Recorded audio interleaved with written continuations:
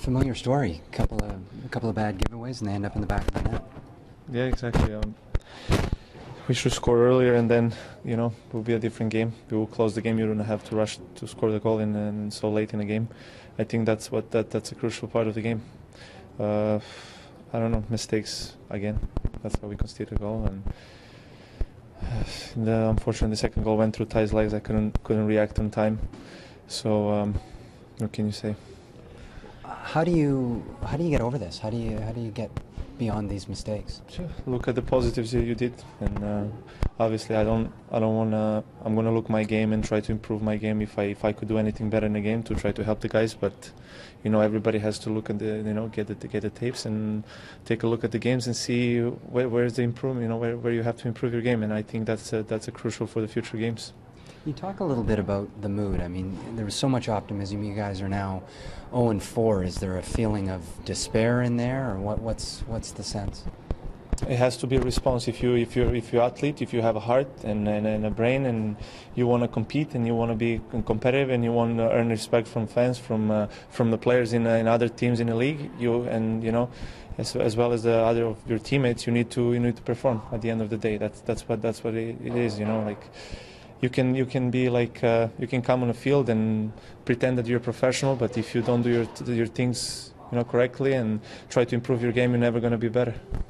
You guys were the only team with a point coming in. Montreal had one, but to me it seemed like they were the ones that were more urgent, more looking for a result. And I don't know if it had to do with the long trip on Wednesday or whatnot, but did you kind of see that? Was there a lack of urgency, kind of?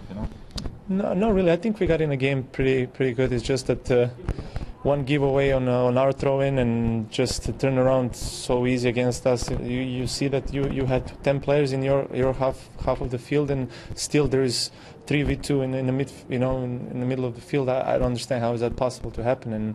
And obviously the guy can shoot whatever he wanted. It was like wide open. So we have to be organized. We have to communicate better, I think, with each other and push each other more. I think.